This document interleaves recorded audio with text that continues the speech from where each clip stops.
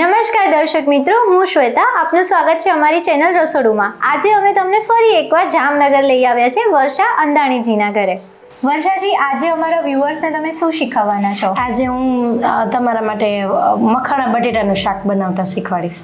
Okay, તો શરૂ કરીએ. ઓકે, આજે આપણે મખાણા બટેટાનું શાક બનાવતા શીખશું. તો તેની માટે આપણે સામગ્રી જોઈ લઈએ. તેમાં આપણને બટેટા નમકવાળા પાણીમાં સમારીને રાખ્યા છે.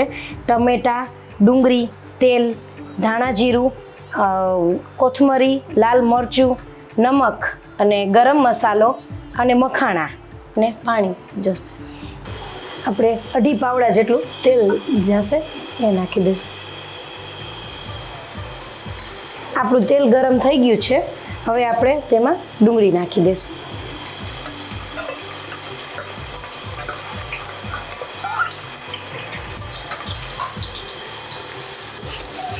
ડુંગળીને આપણે લાઈટ બ્રાઉન કરવાની છે. આપણી ડુંગળી તમે જોઈ શકો છો બ્રાઉન કલરની થઈ ગઈ છે. ગેસની ફ્લેમ થોડી ઓછી કરી આપણે એમાં 1 નંગ ટામેટું ઉમેરી દઈશું.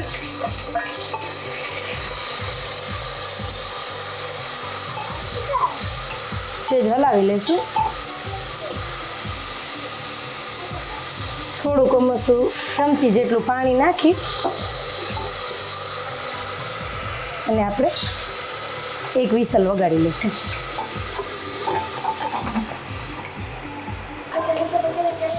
સીટી આવી ગઈ છે. આપણે ગેસ બંધ કરી લઈશું.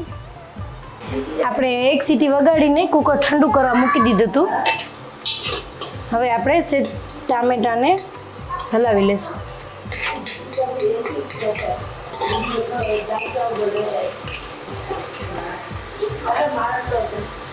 સ્વાદ મુજબ આપણે એમાં નમક નાખીશું,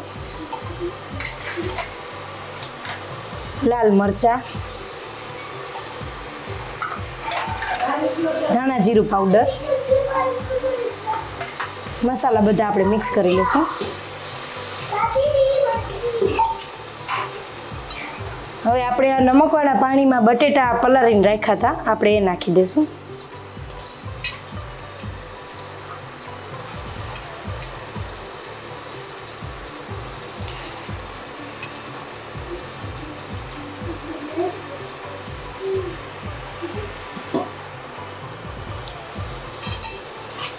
બટેટા મિક્સ કરી દઈશું.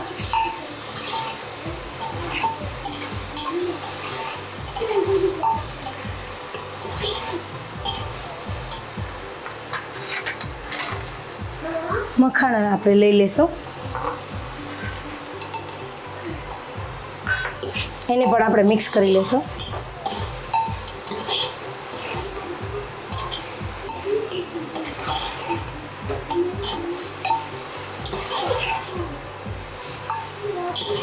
એકદમ બટેટા અને મખાણાને એકદમ મસાલો ચડી જાય એવી રીતે આપણે મિક્સ કરી અને 1 ગ્લાસ પાણી રેડી લેશું.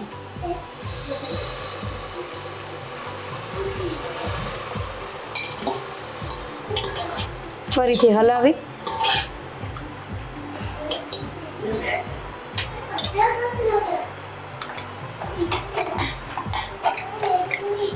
અને 1 વિસલ ફરીથી લગાડશું આપણે. એટલે 1 વિસલ આપણે પહેલા ડુંગળી ટમેટાની વગાડવાની છે અને પછી બધા મસાલા કરીને પછી સબ્જી માટે 1 વિસલ પછી સબ્જી માટે લગાડવાની છે. ઓકે, આપણે સબ્જીને 1 વિસલ વગાડી અને કુકર ઠંડુ થઈ ગયું છે. આપણે જોઈ લઈશું.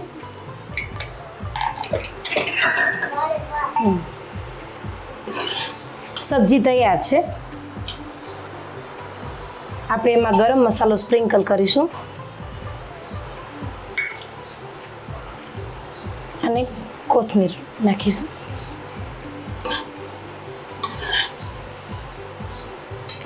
તો રેડી છે આપણું શાક. હવે તેને આપણે સર્વ કરીશું. તો દર્શક મિત્રો, તૈયાર છે આપણું મખાણા બટેટાનું શાક. તેની જોડે મેં જીરાવાળા પરોઠા સાથે મેં સર્વ કર્યું છે.